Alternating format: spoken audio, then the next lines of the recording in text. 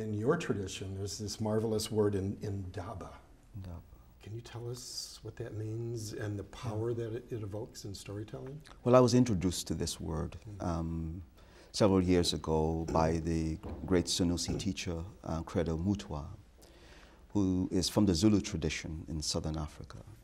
And he wrote a book called Endaba, My Children, as a description of his own initiation and into the realm of prophecy. Endaba means, I have something important to tell you. And it says that every human being who speaks has something important to say, because our speech comes from a place in ourselves that is not just, say, our own motivation or even imagination. Language itself originates with those who spoke it before. It also connects to the place.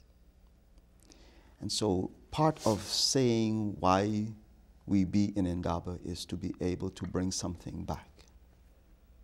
Bring it from the past, bring it from the place where we are. And so Endaba has that stage, I'll tell you a story, but also I'll tell you what I'm dreaming of and what my hopes are. But also is I need to know that if something is violated in my life, I need to know the truth.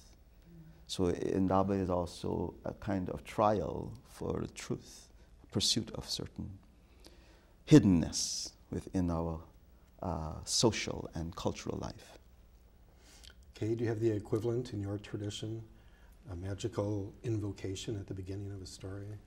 We have something that's very central to who we are. And again, when I say we, I'm talking about the Haudenosaunee. We have something that's called the Ohondong Ngaliwatekwan. And some people translate that as the opening address or the Thanksgiving address. Some people translate it as the greetings to the natural world. But literally it means the words that come before all else. And they are the words that we say, we're supposed to say each day to start the day. And we also start any meeting of importance with these words, and our ceremonies, any gatherings of importance with these words. Because it does a variety of things. It does, for instance, it helps to pull us all together.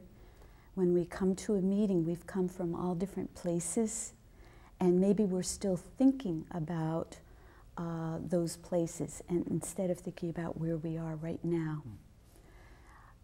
So this pulls us together, so we're thinking about where we are now, what our purpose is right now, why we're here. But it also helps us to remember how we're related to each other, but not just to each other, but to all of the people of the world and to every part of the universe. So what we do in the Ohondong Ngaliwatekwan is we talk about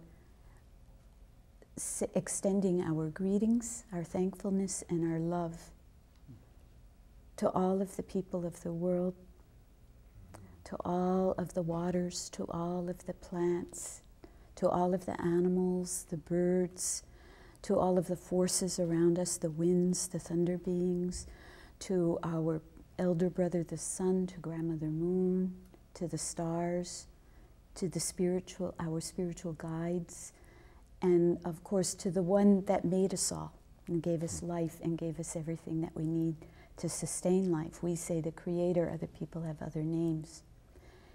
And so when we say those words together, we're reminded that we're part of a bigger picture, just a small part, but also it reminds us that no one here has an idea more important than anyone else's, that we're all on the same level, and that we shouldn't think just of ourselves, but also consider everything else in creation as well. So it gives us perspective.